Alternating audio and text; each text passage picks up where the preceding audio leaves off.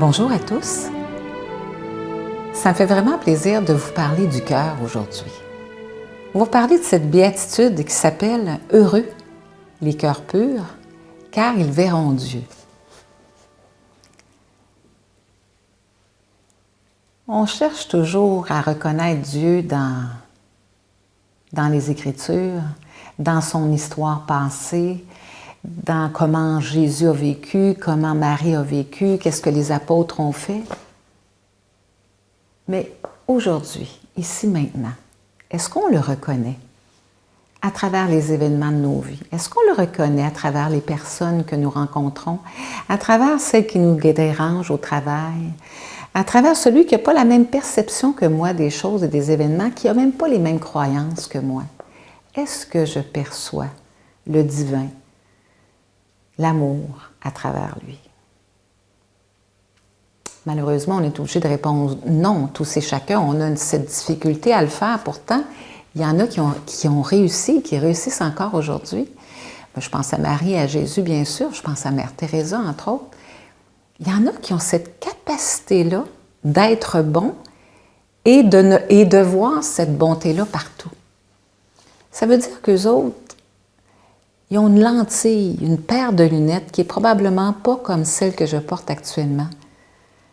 Au fil des expériences de nos vies, s'habituer à reconnaître l'amour sur notre passage, à reconnaître les occasions d'aimer, ben c'est comme si on traînait avec nous autres une petite lingette puis qu'on nettoyait nos lunettes au fur et à mesure qu'il y a petit quelque chose qui s'installe pour empêcher qu'on voit bien.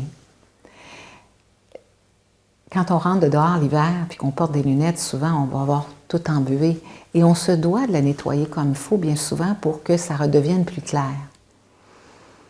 Alors cette prise de conscience nous amène à prendre le temps de s'asseoir puis de faire des examens de conscience, à savoir, coudonc, aujourd'hui, j'ai-tu passé à côté d'être amour un peu plus pour mon prochain?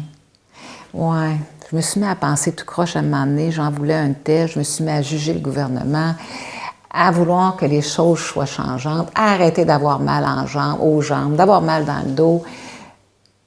Pendant que je fais ça, est-ce que je suis amour? Non. Est-ce que je vis mon moment présent? Des fois, oui, mais un moment présent que je vais charger de mauvaises émotions. Choisir une pureté du cœur, c'est choisir un chemin pour être heureux ici maintenant, mais dans cette reconnaissance-là, dans cette gratitude-là de la vie qui se donne à moi chaque jour sans que je ne la demande. Je respire sans m'en apercevoir, je digère sans m'en apercevoir. J'ai des pensées qui ne sont pas toujours ajustées sans m'en apercevoir. Mais c'est de devenir de plus en plus conscient et de choisir comment je regarde, qu'est-ce que je mange, comment je prends soin de moi, mais surtout de le voir autour de moi. Plus je vais le voir autour de moi, plus ça va nettoyer mes lentilles pour m'apercevoir que finalement, entre moi et l'extérieur, il y a moins de différence que je pensais. La bonté est partout. L'amour est partout. On dit que Dieu est partout en toutes choses. Et tout se meut, tout est en évolution. Alors si moi, je fais un petit acte d'amour aujourd'hui, bien lui, là, il va grandir dans mon jardin.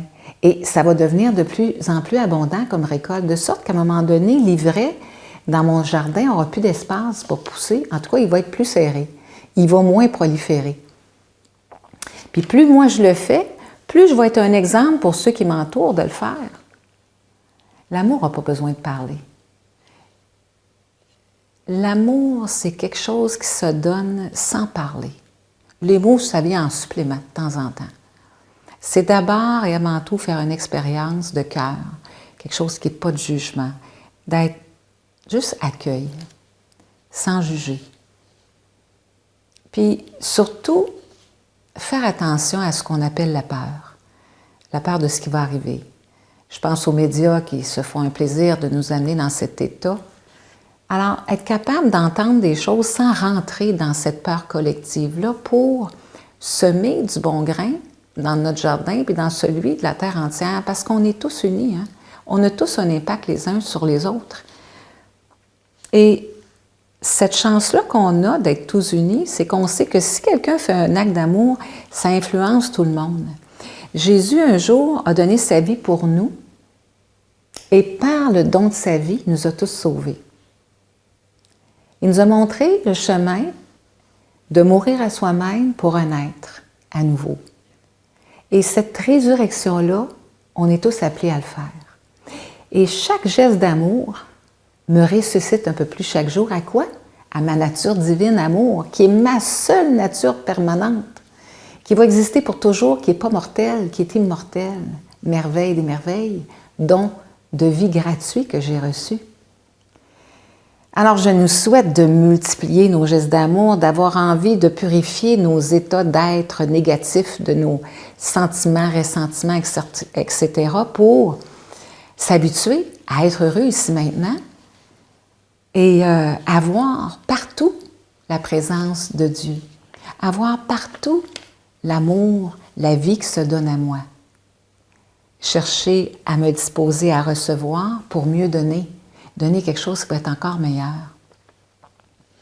Alors, je nous souhaite d'être cette continuité de la vie du Christ sur terre, qui même à notre insu, comme on respire sans s'en rendre compte, se donne, même dans nos épreuves. Les gens qui nous entourent apprennent des choses extraordinaires, puis qui vont les aider, eux autres, à être plus forts pour accomplir ou faire face à ce que demain leur réserve.